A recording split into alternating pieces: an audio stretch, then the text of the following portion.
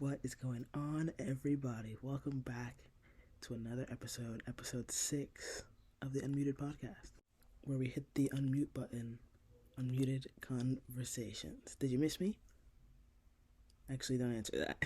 But I'm glad to be back. I was out of commission last week, down for the count, but I'm so excited to be bringing you guys episode 6, the third to last episode of Unmuted Season 1.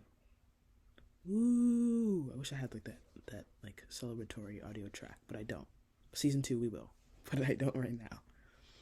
So this episode 6 and episode 7 are going to be audio podcasts like the rest of the previous season 1 episodes, but episode 8 is going to be a little bit different. It's going to be, drum roll, just kidding, a video podcast. So for those of you watching or listening on YouTube, you'll now have something to occupy your eyeballs. And for my Spotify, Apple, Amazon podcast family, I'll also upload a visual component. So if you want to tune in and just listen, go for it. But I suggest you watch because the word on the street is I'm funnier in person. I don't know. That's just what the streets are saying. Don't shoot the messenger. I don't know.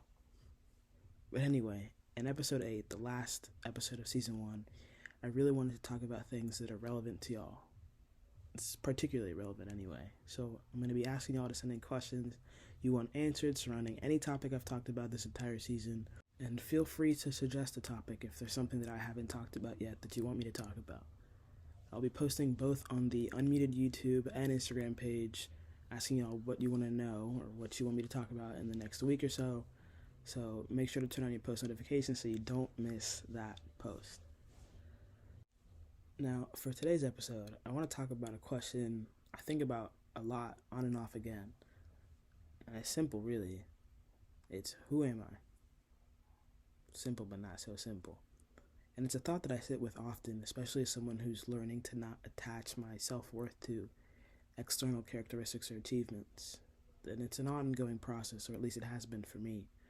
So today, I want to share with you what I've done to start attributing my self-worth to intrinsic characteristics, and how you can too. Let's hit the unmute button. That sounds like a roll the clip kind of thing, like roll the clip.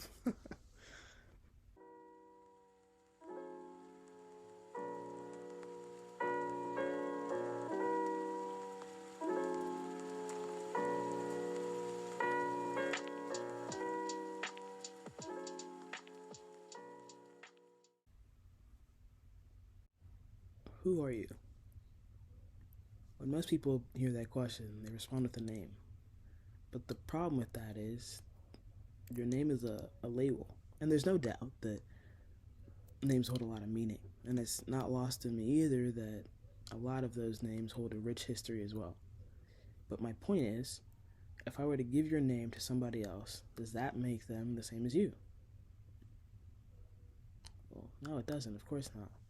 A label can't capture the entirety of who you are, of who I am, of who we are. And for a long time, I defined myself by the roles that I played in my life, by those labels. A few years ago, if you would have asked me who I was, I might have said I was an athlete or a student or a sister. And while all those things are parts of who I am or what I do, they can't possibly capture all of who and what I am. Now listen, if you're anything like me, then you know what it feels like to have your self-worth wrapped up like a pig in a blanket in your academic performance and maybe even your athletic performance. If you ace a test or have a good game, then you're on top of the world, but if one of those things goes south, it's time to pack it up. And that's okay. It's a normal human instinct to put things, ourselves, other people, in boxes. The problem with those boxes is that they don't leave much room. Room for error, room for growth, room for change, room to evolve, all of which are things that we do as people.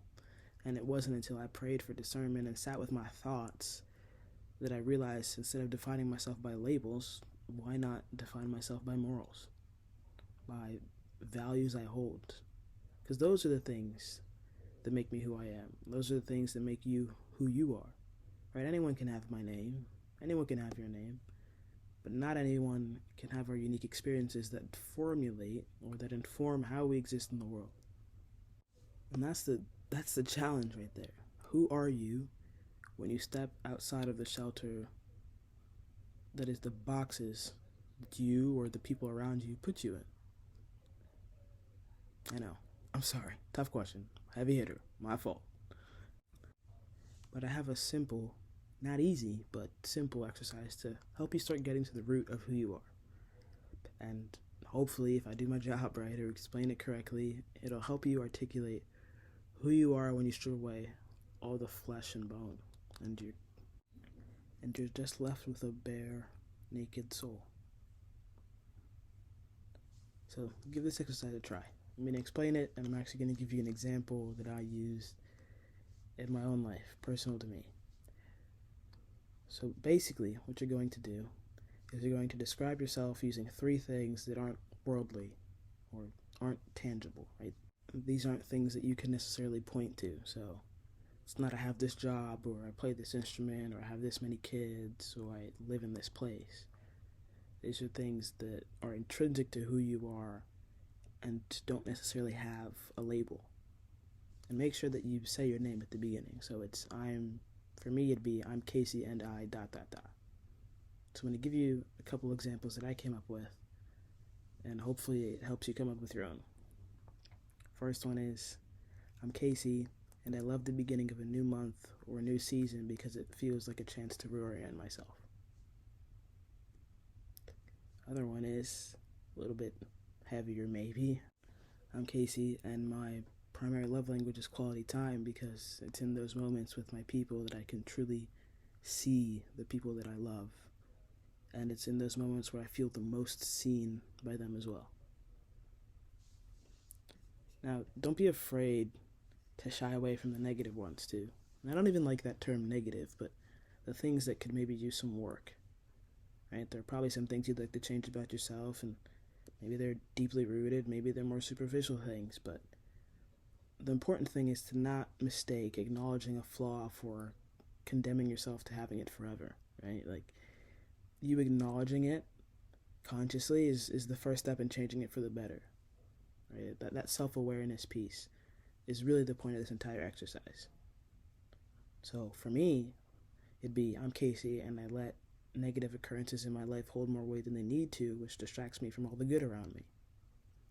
All of those 3 things are true, by the way. I'm working on that last one. But the point is, once you verbalize these things and realize that you are more than your possessions, you are more than the job you have, you are more than the relationship you're in, you realize that you're a lot more full and whole and beautifully complex than you think you are. Right? You are more than the worst parts of yourself. And I think it's so crucial that we remember that when we're in the weeds, when so many other external things are occupying our space and our time, and maybe even taking away from our peace, to remember that we are not the worst parts of ourselves. And by extension, other people are not the worst parts of themselves. I think it's important to remember that.